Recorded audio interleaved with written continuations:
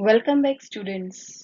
इस सीरीज को कंटिन्यू करते हैं जहां हम 10 क्वेश्चंस सॉल्व कर रहे हैं। अगर आप मेरे साथ साथ इन क्वेश्चंस की प्रैक्टिस करते चलेंगे तो आपके आने वाले एग्जाम्स में मैथ्स डेफिनेटली इम्प्रूव होगा और आपका मैथ्स का डर भी खत्म हो जाएगा। इस तरह की और वीडियोस देखने के लिए हमारे यूट्यूब चैनल आकलन को सब्सक्राइब जरूर करें और आप इन वीडियोस के डिस्क्रिप्शन बॉक्स में जो टेलीग्राम लिंक है उसे ज्वाइन कर ले, जहां आपको सभी वीडियोस की पीडीएफ अवेलेबल हो जाएंगी।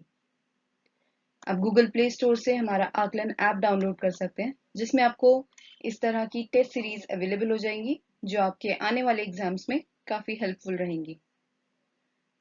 तो चलिए शुरू करते हैं। आज का हमारा पहला क्वेश्चन है, एक सर्कल है जिसका सरकमफ्रेंस बढ़ाया गया है, यानी कि एक वृत्त है जिसकी परिधि को 4 पाई से बढ़ाकर 8 पाई कर दिया गया है। तो पूछा गया है कि उसके क्षेत्रफल यानी उसके एरिया में कितना परिवर्तन होगा, यह हमें फाइंड आउट करना है। सबसे पहले हमें इसमें दिया हुआ है कि उस सर्कल की सरकमफ्रेंस यानी कि उसकी परिधि पहले केस में किसके बराबर है, 4 पाई के। अच्छा, इसका फॉर्मूला क्या होता है सर्कल की सरकमफ्रेंस या परिधि का? 2 पाई आर। फर्स्ट केस है तो R1 नोट कर लेते हैं। इससे मैं इसकी रेडियस निकाल सकती हूँ, यानी कि त्रिज्या कितनी हो जाएगी। इसकी त्रिज्या पाई से पाई कैंसिल हो जाएगा, ये हो जाएगी 2 यूनिट्स। पर पूछा ये गया था अल्टीमेटली हमें एरिया में चेंज निकालना है, तो क्यों ना यहीं पे ही एरिया भी निकाल के रख लेते हैं। फर्स्ट केस का एरिया कितना हो जाएगा, पाई आर स्क्वायर।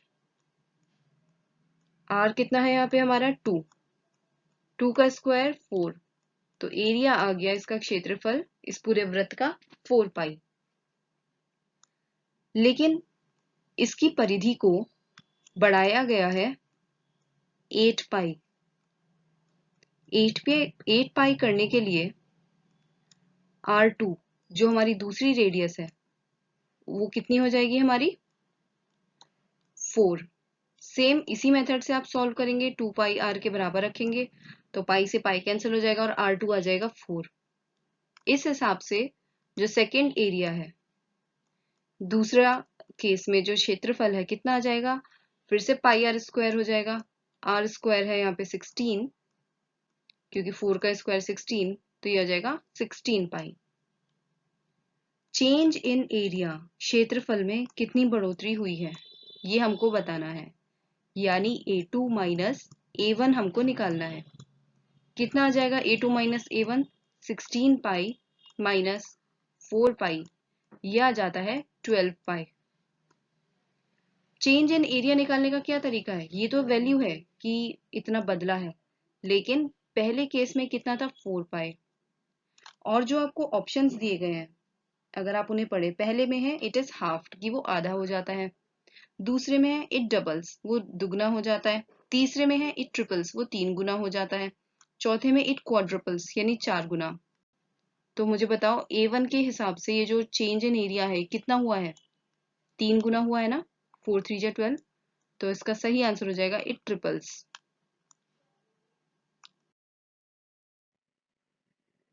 इस सवाल में बात की गई है एक स्केलन ट्राइंगल की। स्केलन ट्राइंगल का मतलब होता है विषम बाहु त्रिभुज, एक ऐसा ट्राइंगल जिसकी तीनों साइड्स अलग अलग होती है, कोई भी दो साइड समान नहीं होती। इसकी साइड्स क्या क्या है, 6 सेंटीमीटर, 8 सेंटीमीटर और 10 सेंटीमीटर। और पूछा क्या गया है कि इस ट्राइंगल को अगर इनके किनारों को छूते हुए मैं एक सर्कल बना दूं, एक वृत्त बना दूं, और इसको हम बोलेंगे परिवृत्त, क्योंकि वो इसके बाहरी ओर बनाया गया है इस ट्राइंगल के तीनों किनारों को छूते हुए, तो उस परिवृत्त की कितना उसका एरिया होगा, उसका सरकम सर्कल जिसे हम बोल देते हैं उसका एरिया हमें फाइंड करना है।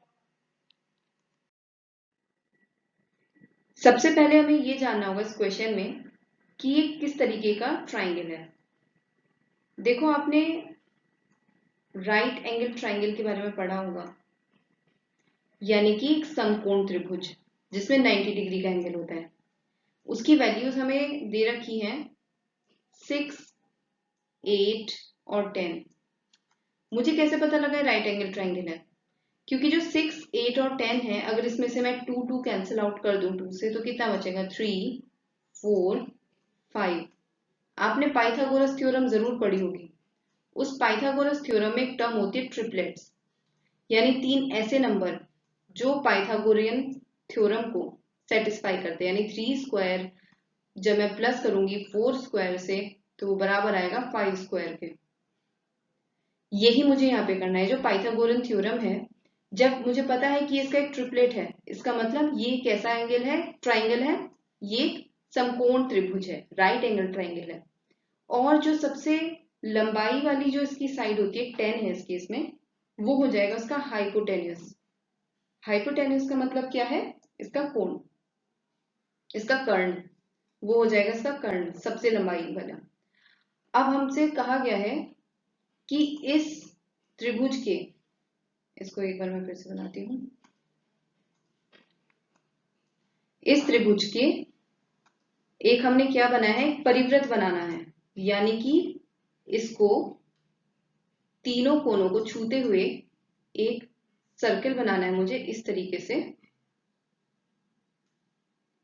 और ये जो त्रिभुज के चारों तरफ ये जो ये वृत्ताकार बना है, इसका मुझे एरिया, इसका क्षेत्रफल मुझे फाइंड आउट करना है। एक प्रॉपर्टी होती है हमारी कि जब भी किसी सर्कल के अंदर, किसी वृत्त के अंदर जब हम समकोण त्रिभुज बनाते हैं, तो उस समकोण त्रिभुज का जो कोण होता है, यानी उसका जो हाइपोटेन्यूस होता है, वो किसके बराबर होता है? उस सर्कल की डायामीटर के, यानी कि उसकी व्यास के। अब इस केस से मैं क्या निकाल सकती हूँ? ये इसकी वैल्यू मुझे पता है 10 है, यानी कि इस सर्किल का डायामीटर जो है, जो इसका व्यास है, वो कितना है? 10। अगर मैं इसका हाफ कर दूं तो मेरे पास क्या आ जाएगा? इस सर्किल की रेडियस। क्योंकि एरिया के फॉर्मूले में रेडियस का यूज होता है, तो मैं यहां से रेडियस फाइंड आउट करूंगी। रेडियस हो जाएगा डायामीटर का हाफ, 10/2 करूंगी, आ जाएगा 5। 5 हमारे सर्किल की रेडियस हो गई, अर्धव्यास जिसे कह सकते हैं। जब ये आ गया तो फिर आप बहुत इजीली एरिया फाइंड आउट कर सकते हैं। एरिया का फॉर्मूला कितना होता है? Pi R square. यानी कि पाई तो अभी ऐसे ही आप रहने दे सकते हो। आर की वैल्यू कितनी हो जाएगी? 5। तो 5 का स्क्वायर कितना हो जाएगा? 25 मल्टीप्लाई बाय पाई की वैल्यू कितनी है? 22/7।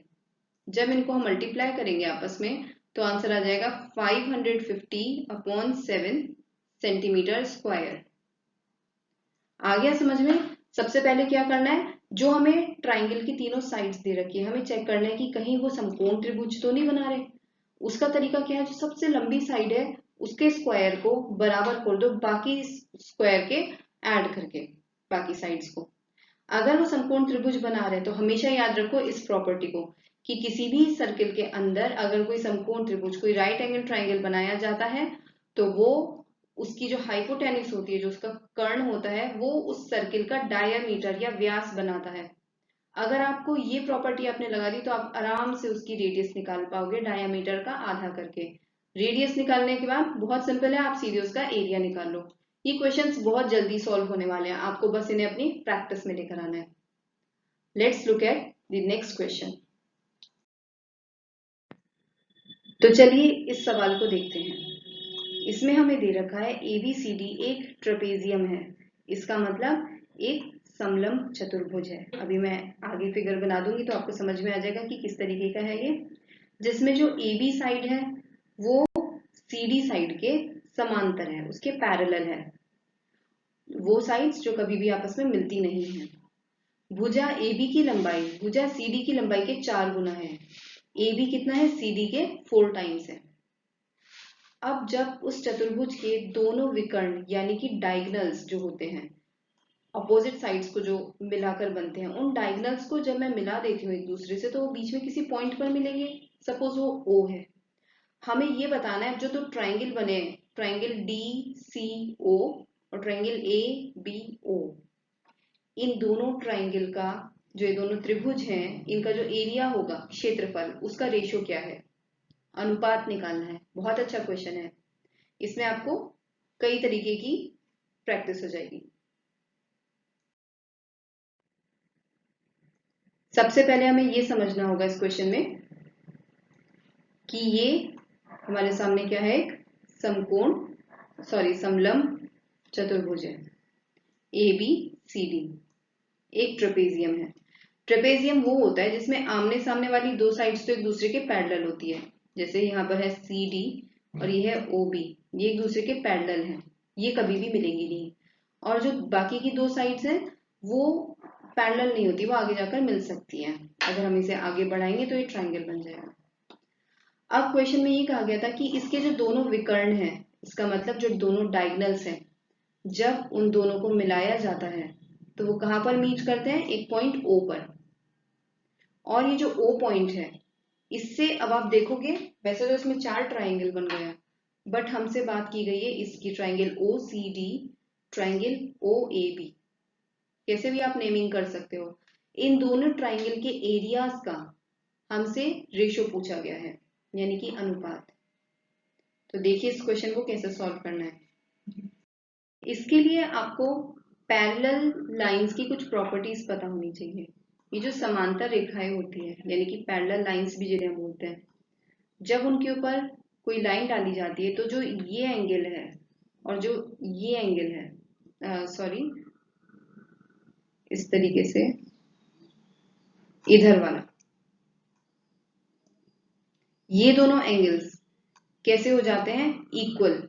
इन्हें हम क्या बोलते हैं, ऑल्टरनेट एंगल्स या एकांतर कोण। तो अब देखो, इसका मतलब कहीं पे इस तरीके का Z बने जिसमें ये भी पैरेलल है, ये भी पैरेलल है, तो ये एंगल और ये एंगल आपस में कैसे हो जाते हैं, बराबर हो जाते हैं। यहां भी देखो आप ऐसे इसको नोटिस करो, सी डी से लेकर फिर डी बी तक जा रहा है और फिर बी से ए जा रहा है, Z बन रहा है, तो ये एंगल बराबर होगा, डी वाला एंगल बराबर होगा बी वाले एंगल के। क्या बोलेंगे, ऑल्टरनेट एंगल्स या एकांतर कोण। सिमिलरली इधर से भी देखो, ऐसे फिर से एक Z बन रहा है इस तरीके से, पहले D से C, फिर C से A, फिर A से B। इसके बीच के भी जो एंगल है, इस Z के बीच में बनने वाले, ये दोनों भी कैसे होंगे, बराबर होंगे। यहाँ पे C एंगल बराबर होगा एंगल A के। इससे मुझे क्या पता है, जो दो ट्राइंगल होते हैं उनकी सिमिलैरिटी की प्रॉपर्टी होती है। सिमिलैरिटी का मतलब क्या है कि दो ट्राइंगल एक जैसे, कब, अगर उसके दो एंगल एक जैसे हो जाए। क्योंकि अगर दो एक जैसे हो गए तो आप समझ सकते हो कि तीसरा तो बराबर हो ही जाएगा ना खुद ही। दो एंगल एक दूसरे को इक्वल हो रहे हैं तो तीसरा एंगल ऑटोमेटिकली इक्वल हो जाएगा, इसलिए ट्राइंगल्स कैसे हो जाते हैं, सिमिलर। और सिमिलर एंगल की एक प्रॉपर्टी होती है कि एरिया ऑफ ट्राइंगल का जो रेशियो है वो बराबर होता है रेशियो ऑफ साइड्स का स्क्वायर। इसके ये सबसे इंपॉर्टेंट प्रॉपर्टी आपको याद रखनी है। अगर आप ये याद रखते हैं तो आने वाले कई क्वेश्चंस में आपकी मदद करेगा। यानी जो ट्राइंगल है उसका एरिया उसी रेशियो में होगा जितनी उसकी साइड्स का स्क्वायर कर दें तो रेशियो आएगा। इसका मतलब क्या है कि अगर मैं ऊपर वाला ट्राइंगल लिखूं, ट्राइंगल डी सी और ओ, दूसरा ट्राइंगल कौन सा है, ट्राइंगल ए बी और ओ, ये किसके बराबर होगा, ये दोनों ट्राइंगल सामने सामने हैं, ये सिमिलर हो चुके हैं क्योंकि इनके दो एंगल बराबर हैं। तो इसकी जो साइड्स हैं ऊपर वाले की कौन सी होगी, सी डी का स्क्वायर डिवाइडेड बाय दूसरी साइड कौन सी है, ए बी का स्क्वायर। अब इसमें सी डी, एक और हमें कंडीशन दी हुई थी क्वेश्चन में कि जो हमारा ए बी है वो कितना है, वो सी डी का 4 गुना है। यानी मैं कह सकती हूँ कि A B is equal to 4CD। बस यही मुझे यहाँ पे पुट करना है। सी डी स्क्वायर ऐसे ही रहेगा और नीचे कितना हो जाएगा, 4 का स्क्वायर कितना होता है, 16, और ए बी की जगह आ जाएगा सी डी, उसका भी square. C D square cancel out हो जाएंगे, आपका रेशो कितना बचेगा 1:16। आ गया समझ में? ये है इसका क्वेश्चन। सबसे पहले हमने क्या करना है, अगर इसको मैं जल्दी से शॉर्ट में बताऊं, आप दोनों ट्राइंगल्स में जो डायगोनल डाले जा रहे हैं, जो विकर्ण डाले जा रहे हैं, उससे आप ये देखो कि उनकी ऑल्टरनेट एंगल की प्रॉपर्टी बन रही है, ये जेड वाली, जिससे वो अपोजिट वाले दो एंगल्स बराबर हो रहे हैं। और ऐसा 2 बार हो रहा है, इससे ये दोनों ट्राइंगल्स, ऊपर वाला और नीचे वाला, एक दूसरे के सिमिलर हो जाते हैं। और सिमिलर एंगल में सीधे प्रॉपर्टी आपको लगा देनी है कि ट्राइंगल का एरिया उसी रेशो में होगा जिस रेशो में उसकी साइड्स का स्क्वायर होगा। बस फिर वैल्यू पुट करके इसका आंसर आ जाएगा बहुत ही इजीली। अगर आपको हमारी वीडियोस पसंद आ रही हैं तो आप इस वीडियो को लाइक ज़रूर करें, हमारे चैनल को यूट्यूब पे सब्सक्राइब करें और गूगल प्ले स्टोर से आकलन ऐप को डाउनलोड करें, जिसमें आपको इस तरीके के और भी बहुत सारे क्वेश्चंस मिलेंगे प्रैक्टिस करने के लिए। चलिए आगे बढ़ते हैं। हमारे इस क्वेश्चन में कहा गया है कि एक सर्कल की रेडियस को इंक्रीज किया गया है by 2%। How much does the area of circle increase, यानी कि एक वृत्त है उसकी त्रिज्या, उसमें 2% की वृद्धि की गई है। हमें बताना है कुल क्षेत्रफल में कितनी वृद्धि होगी। जब भी आपके पास ऐसा क्वेश्चन आता है जिसमें आपसे ये पूछा जाता है कि कितने प्रतिशत की वृद्धि हुई है, तो एक फॉर्मूला ध्यान रखो, percentage change is equal to A plus B plus A B upon 100। इसका मतलब क्या है, अगर कोई स्क्वायर है या रेक्टेंगल है या कुछ भी, उसकी साइड्स कही गई है कि इतनी बड़ी है साइड, एक लेंथ इतनी बढ़ा दी, एक लेंथ इतनी कम कर दी तो माइनस कर दो, दोनों बढ़ा दिए तो प्लस कर दो, ए और बी की जगह वैल्यूज पुट करो, आपका फॉर्मूला यही काम आएगा बहुत सारे क्वेश्चंस में और आपका इजीली आंसर आ जाएगा एक ही बार में। इसी को यहाँ पर करते हैं। अब ये सर्कल है, एक वृत्त है, इसमें सिर्फ एक ही साइड है, वो है उसकी त्रिज्या, तो दोनों में ए और बी की जगह हम उसे ही रखेंगे, ए प्लस बी यानी 2 प्लस 2 प्लस 2 मल्टीप्लाई 2 अपॉन 100, कितना हो जाएगा 4 प्लस 4/100। बहुत इजीली इसको आप सॉल्व करके निकाल सकते हो, 4.04%। ये क्वेश्चन तो आप कुछ सेकंडों में ही सॉल्व कर सकते हैं।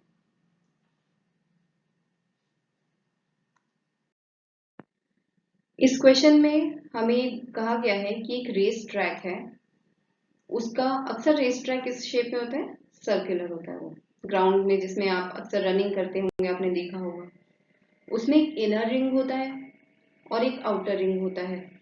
उन दोनों की हमें सरकमफ्रेंस दे रखी है, यानी कि परिधि। इनर वाले की है 440 मीटर और आउटर की है 506 मीटर।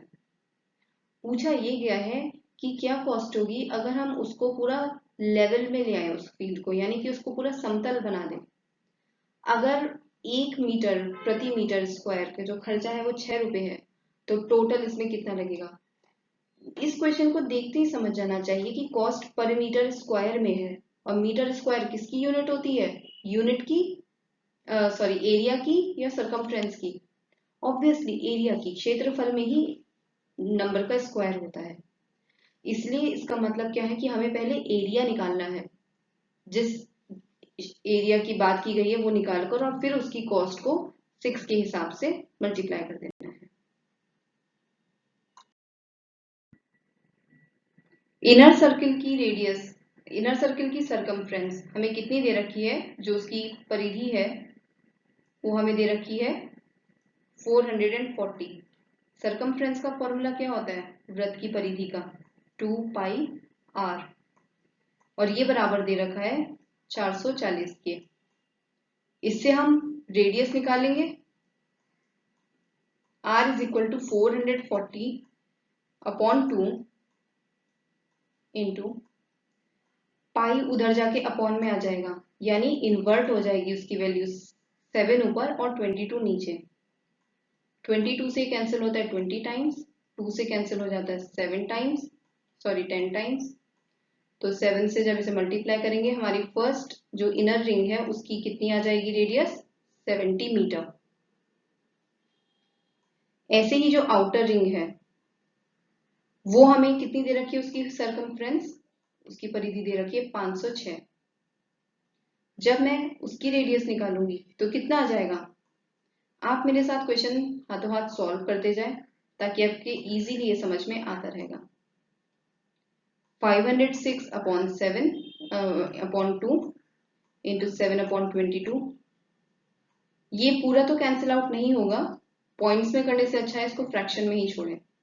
161 अपॉन 2, ये आउटर रिंग की रेडियस आ गई। जब भी ऐसा क्वेश्चन आए ना कि इनर रिंग एक दे रखी है, आउटर रिंग अलग दे रखी है, और पूछा जाए कि उसके बीच का एरिया, ये हमें इसमें इसी को तो समतल बनाना है, लेवल करना है इसको, तो इसके लिए क्या करो, हमेशा पाई आउटर वाला रेडियस उसका स्क्वायर माइनस इनर वाला रेडियस उसका square, pi outer radius square minus inner radius square. इसको भी सॉल्व करने का एक और मैं आसान मेथड आपको बताऊं। ये जो पहले तो हम पाई की वैल्यू लिख लेंगे 22/7। अब जो r है या तो आप 161 अपॉन 2 इसका होल स्क्वायर करो और उसके बाद स्क्वायर में से माइनस करो 70 का स्क्वायर, या फिर आप ये करो, इसमें एक फॉर्मूला लगा दो जो आपने पहले पढ़ा होगा, ए स्क्वायर माइनस बी स्क्वायर कितना होता है, ए प्लस बी इंटू ए माइनस बी।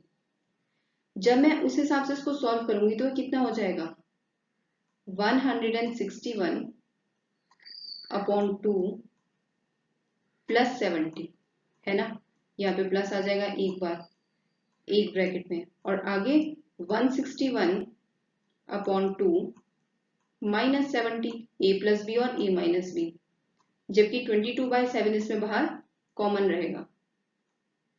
अब इसको सिंपल एलसीएम के मेथड से 2 एलसीएम लेके सॉल्व करेंगे तो इसकी वैल्यूज आ जाएंगी, इसकी 301/2 पहले ब्रैकेट की और दूसरे की 21/2। ये ध्यान रखना ये तो हमारा भी एरिया निकला है जिसको हमें लेवल आउट करना है, कॉस्ट नहीं है।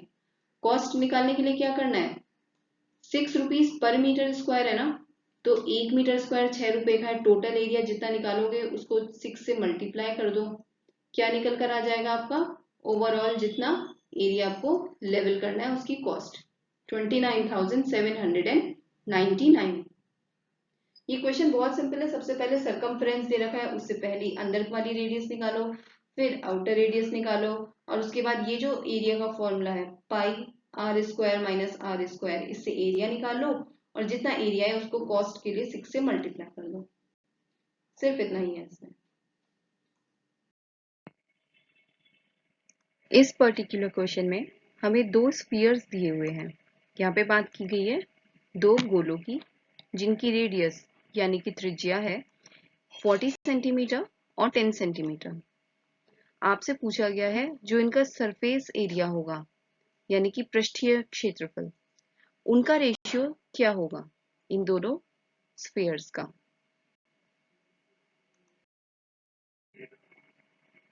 वैसे तो ये क्वेश्चन डायरेक्ट भी हो जाएगा, पर मैं आपको एक बार इसको एक्सप्लेन करके समझा देती हूँ और उसके बाद इसका शॉर्ट मेथड। सरफेस एरिया यानी कि पृष्ठीय क्षेत्रफल किसी गोले का, एक स्फीयर का, उसका फॉर्मूला होता है 4 पाई आर स्क्वायर। आर क्या है, हमारी रेडियस यानी त्रिज्या। अगर मुझसे पूछा गया है कि सरफेस एरिया का रेशियो निकालना है, यानी कि ये फर्स्ट वाले स्फीयर का है, ये सेकंड का है, तो इधर भी यही हो जाएगा 4 पाई आर स्क्वायर। ये फर्स्ट का है, ये सेकंड का है। आप देख रहे होंगे 4 पाई से 4 पाई कैंसिल हो जाएगा, तो सीधे आपको आर का स्क्वायर, पहले गोले का कितना है रेडियस 40 और दूसरे का कितना है रेडियस 10, उसका भी स्क्वायर निकलना है और इसका भी, तो इनको एक साथ भी लिख सकते हैं एक ही ब्रैकेट में करके। 0 से 0 कैंसिल आउट हो जाएंगे, 4 का स्क्वायर होता है 16, अपॉन में कुछ नहीं है नीचे, तो हो जाएगा 1, 16:1। तो इसका जो शॉर्ट मेथड है वो ये है कि आप सीधे इतना याद रखें, इस तरह के फॉर्मूले में आप रेडियस का स्क्वायर करके उनका रेशियो ले लें। पहली रेडियस और दूसरी रेडियस, उन दोनों का स्क्वायर करें और उनका रेशियो ले लें। इससे आपका आंसर एक ही बार में सही आ जाएगा।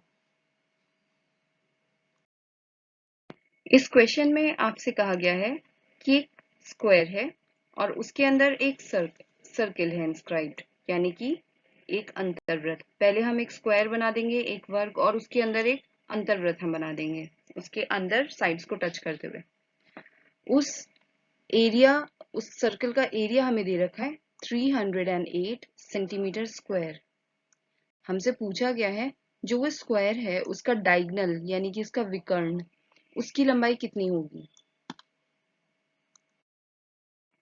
सबसे पहले समझना होगा कि इस क्वेश्चन को आपको कैसे ड्रॉ करना है। इसके लिए आप एक स्क्वायर बनाएंगे और उसके अंदर एक सर्कल इंस्क्राइब्ड है जिसे हम कहते हैं एक अंतर्वृत्त, जो सारी साइड्स को टच करते हुए बनेगा।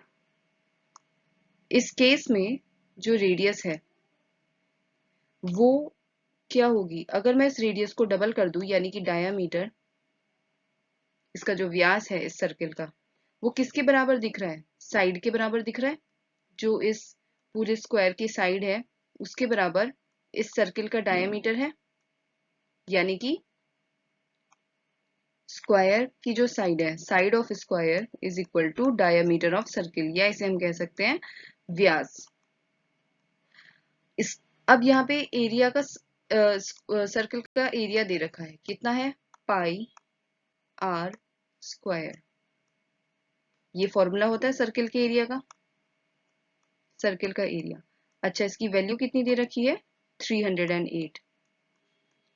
जब मैंने इक्वेट कर दूंगी आमने सामने रख के, तो मेरी रेडियस की वैल्यू निकल आएगी, कितनी हो जाएगी, 308 अपॉन पाई। पाई की वैल्यूज को अगर मैं लिख लूं तो कितना हो जाएगा, 7, 22 नीचे आ जाएगा क्योंकि पाई नीचे है और 7 ऊपर आ जाएगा। और ये किसके बराबर है, आर स्क्वायर के। ये कैंसिल आउट हो जाएगा 2 से, 11 टाइम्स, बल्कि 11 से करें हम इसे, 11 2 टाइम्स, और ये हो जाएगा 11 से 28 टाइम्स। अब फिर से ये 2 से कैंसिल हो जाएगा 14 टाइम्स। तो आर स्क्वायर किसके बराबर आया, 14 इंटू 7। स्क्वायर उधर जाके अंडर रूट में हो जाएगा, 7 इंटू 7 इंटू 2। इसकी वैल्यू कितनी हो जाएगी, 7 दो बार है तो बाहर आ जाएगा रूट के, और रूट में बच जाएगा 2, 7√2। ये आ गई हमारी रेडियस, त्रिज्या। यहाँ मैंने एक बात समझाई थी इस फिगर में कि जो रेडियस है उसका डबल मैं करूं डायमीटर, वो बराबर होगा स्क्वायर की साइड के। तो साइड ऑफ स्क्वायर कितनी हो जाएगी, 2 मल्टीप्लाई रेडियस। इसका मतलब 2 इंटू 7√2, ये कितना हो जाएगा, 14√2। ये क्या आ गई, स्क्वायर की साइड। पूछा क्या गया था कि स्क्वायर का डायगोनल यानी कि विकर्ण वो कितना लंबा होगा। उसकी वैल्यू निकालने के लिए एक फॉर्मूला होता है स्क्वायर में, s√2, जिसका मतलब क्या है, जो स्क्वायर की साइड है उसको मल्टीप्लाई कर दो अंडर रूट 2 से। इसी के लिए हमने इतना सब कुछ सॉल्व किया है। स्क्वायर की साइड हमें मिल गई थी, कितनी है, 14√2।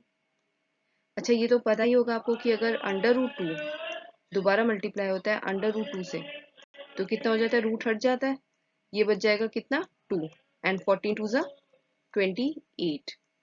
28 सेंटीमीटर आ गई आपकी डायगोनल की वैल्यू।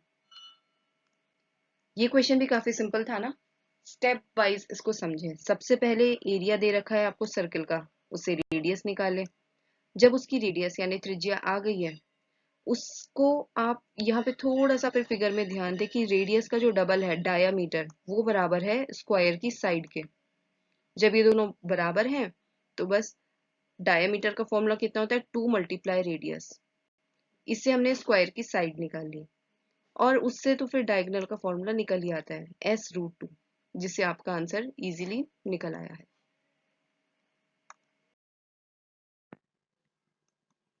इस सवाल में दो समद्विबाहु त्रिभुज हैं, यानी कि 2 आइसोसेलेस ट्रायंगल्स हैं। देखो क्या होते हैं आइसोसेलेस या समद्विबाहु त्रिभुज, जिस ट्रायंगल की दो साइड्स तो बराबर होती हैं और तीसरी अलग होती हैं। इस तरह के दो अलग अलग ट्रायंगल है हमारे पास।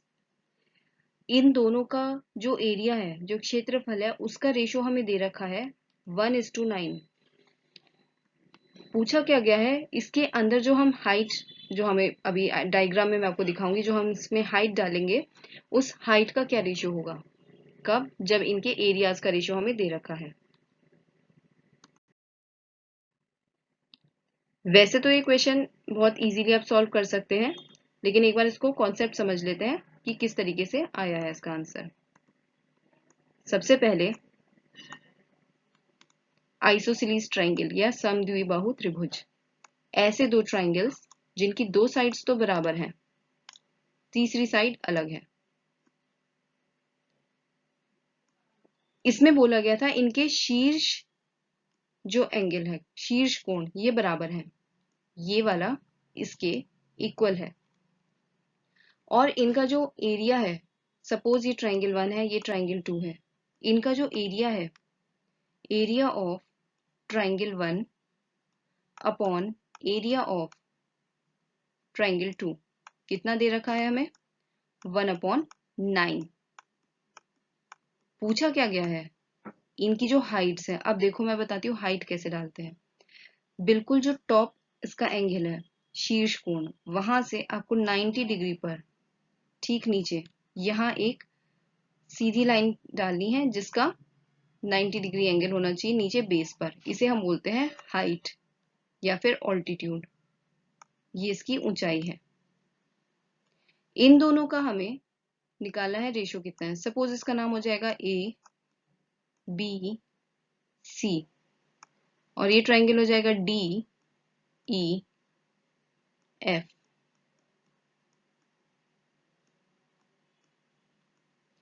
और ये पॉइंट हम ले लेते हैं ओ और पी। तो हमें निकालना क्या है, क्योंकि सबसे पहले तो यही पता होना चाहिए कि क्वेश्चन में पूछा क्या गया है। ए ओ हाइट यही हुई पहले वाले की, और दूसरे की क्या हुई डीपी। ए ओ अपॉन डीपी, इसका रेशो निकालना है। इस तरह के क्वेश्चन में पहले आप इसको समझें, एक्सप्लेनेशन क्या है, उसके बाद इसको आप डायरेक्ट सॉल्व करें। जब दो ट्रायंगल के ऊपर के शीर्ष कोण बराबर होते हैं तो उस ट्रायंगल के इस तरह के केस में बाकी बचे हुए एंगल्स भी आपस में बराबर हो जाते हैं। बी वाला ई वाले के बराबर और सी वाला एफ के बराबर। यानी कि ये ट्रायंगल कैसे हो गए आपस में एक जैसे हो गए, समान ट्रायंगल हो गए। सिमिलर जिसे हम बोलते हैं, ट्रायंगल एबीसी बराबर है, मतलब सिमिलर है ट्रायंगल डीईएफ के। और जब ये सिमिलर हो जाते हैं, किस प्रॉपर्टी से सिमिलर हुए ये, एंगल, यानी कि कम से कम दो एंगल बराबर हो रहे हैं तो ये ट्रायंगल्स बराबर हो जाते हैं। और जब दो ट्रायंगल बराबर होते हैं तो सीधे आपको एक प्रॉपर्टी का इस्तेमाल करना है कि जो एरिया का रेशो है वो बराबर होता है ये जो इसकी हमने परपेंडिकुलर जो हाइट डाली है ना 90 डिग्री पर AO, उसका स्क्वायर अपॉन दूसरी ट्रायंगल की कितनी है DP, उसका स्क्वायर। बस यही समझना था। अब अगर ये मैं डायरेक्ट आपको बता देती तो आपका कॉन्सेप्ट क्लियर नहीं हो पाता, इसीलिए इसको थोड़ा सा लेंदी करना पड़ा।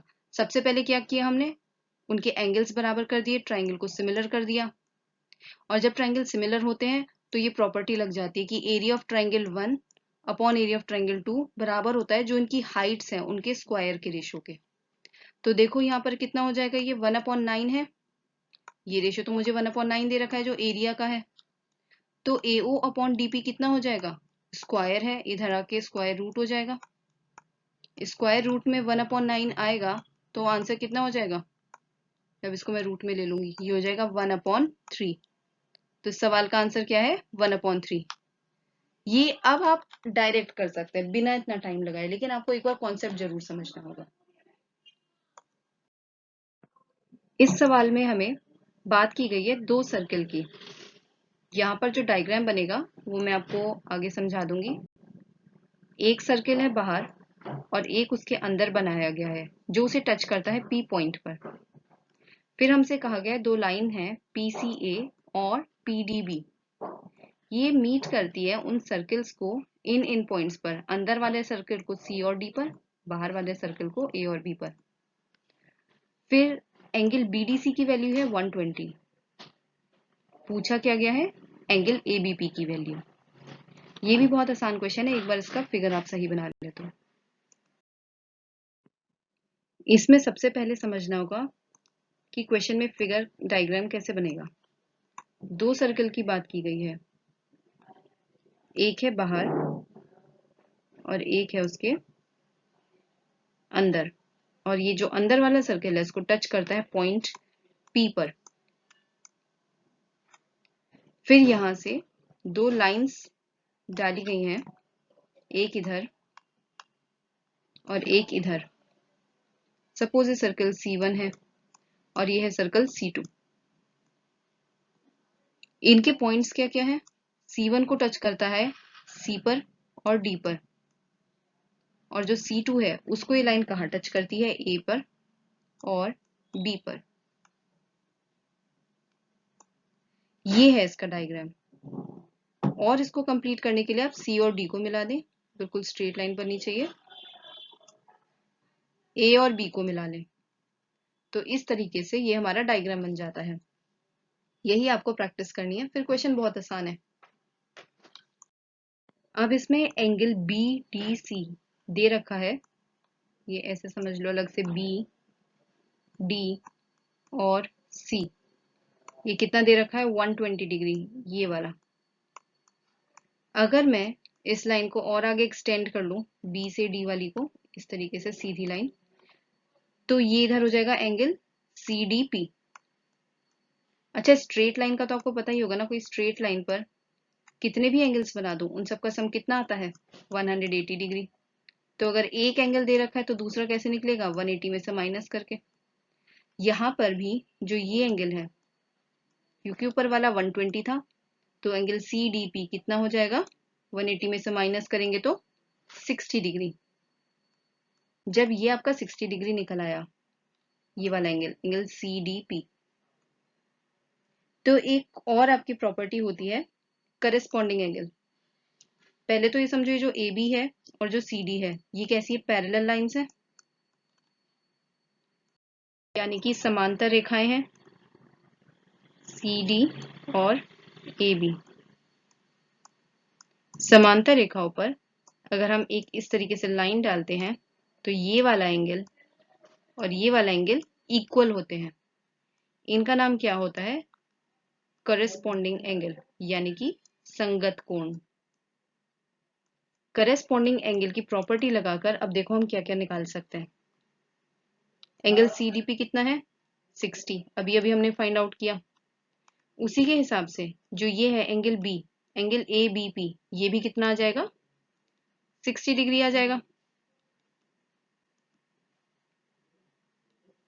और इस तरीके से एंगल ABP की वैल्यू कितनी आ जाती है? 60 डिग्री। बिल्कुल भी कैलकुलेशन इन्वॉल्व नहीं थी, बस आपको 2 प्रॉपर्टीज पता होनी चाहिए। एक तो स्ट्रेट लाइन वाली कि 180 डिग्री होता है एंगल्स का सम, और दूसरी पैरेलल लाइन वाली जिससे संगत कोण या करस्पॉन्डिंग एंगल निकाला गया है।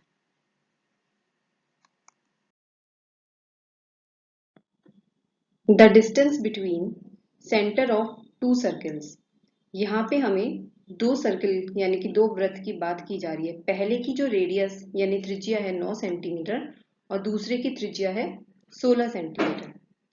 अब इन दोनों के बीच का जो सेंटर का डिस्टेंस है, पहले वृत्त के हम केंद्र बिंदु को लें और दूसरे वृत्त के केंद्र बिंदु को लें, इसके बीच में जो डिस्टेंस है वो है 25 सेंटीमीटर। लेकिन पूछा ये गया है जो टेंजेंट होती है, टेंजेंट का मतलब क्या है? एक ऐसी रेखा जो किसी वृत्त को, सर्किल को ऊपर से टच करके निकल जाए, उसको इंटरसेक्ट, उसे काटे नहीं, वो होती है टेंजेंट, यानी स्पर्श रेखा जिसे बोल देते हैं। हमें उसकी लंबाई बतानी है।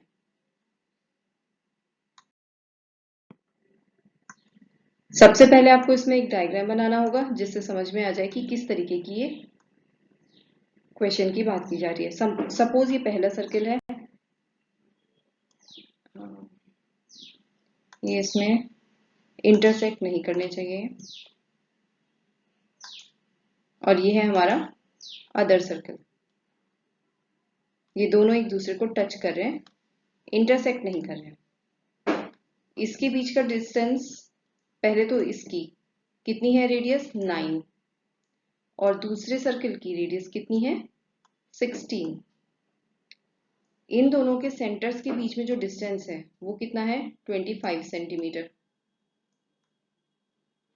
पूछा ये गया है, ये जो टेंजेंट है, टेंजेंट का मतलब एक ऐसी स्पर्श रेखा जो सर्किल को इंटरसेक्ट नहीं करे, उसे काटे नहीं, बस ऊपर से टच करके निकल जाए। किसी भी सर्किल में इस तरीके से, किसी भी तरीके से एक स्पर्श रेखा डाली जा सकती है। तो हमसे इस स्पर्श रेखा की, इस टेंजेंट की लंबाई पूछी गई है, कितनी होगी। इसके लिए बहुत सीधा सा एक फॉर्मूला है जिसको आपको याद रखना होगा। टेंजेंट का जो फॉर्मूला है, स्पर्श रेखा जिसे हम बोल देते हैं, tangent is equal to under root of distance between two centres, उन दोनों के बीच का कितना अंतर है उसका square, minus R2 square, R2 minus R1 square. ये सीधा फॉर्मूला बेस्ड क्वेश्चन है। एक बार अगर आपको ये फॉर्मूला याद हो जाएगा तो आप इस तरह के कई क्वेश्चंस बहुत इजीली सॉल्व कर पाएंगे। टेंजेंट निकालने का ये फॉर्मूला है। डिस्टेंस बिटवीन टू सर्कल्स कितना हो जाएगा हमारा, 25 है, और 25 का स्क्वायर करेंगे कितना हो जाएगा, 625, माइनस R2 कितना है, 16, और R1 कितना है, सॉरी R2 तो हमारा, हाँ ठीक है, R2 16 है, R1 है 9। इसको ब्रैकेट में माइनस करके फिर सॉल्व करना है। कितना हो जाएगा ये, 16 माइनस 9 कितना होता है, 7। 7 का स्क्वायर कितना होता है, 14। तो 625 में से जब हम 49 को माइनस करेंगे कितना आ जाएगा हमारे पास, 576। और ये किसका स्क्वायर होता है, बहुत ही, ये हम क्वेश्चन सॉल्व करते हैं तो ये नंबर कई बार रिपीट होता है, ये है 24 का स्क्वायर। तो जो टेंजेंट है उसकी लेंथ कितनी आ गई, 24। बस एक बार आपको अगर फॉर्मूला याद हो जाता है तो आप इसे इजीली कर सकते हैं। ये फॉर्मूला है कि कितना उसके बीच का डिस्टेंस है, d का square minus R2 minus R1 का स्क्वायर। सीधे वैल्यूज रखिए, हो जाएगा। मैं उम्मीद करती हूँ आपको आज के क्वेश्चन समझ में आए होंगे और बहुत अच्छे भी लगे होंगे, आपने उनको साथ साथ सॉल्व किया होगा। आप इस वीडियो को लाइक ज़रूर करें और हमारे YouTube चैनल आकलन को सब्सक्राइब करें। साथ ही गूगल प्ले स्टोर से आकलन ऐप को डाउनलोड करें, जिससे अपनी प्रैक्टिस और भी इम्प्रूव कर सकते हैं। Thank you.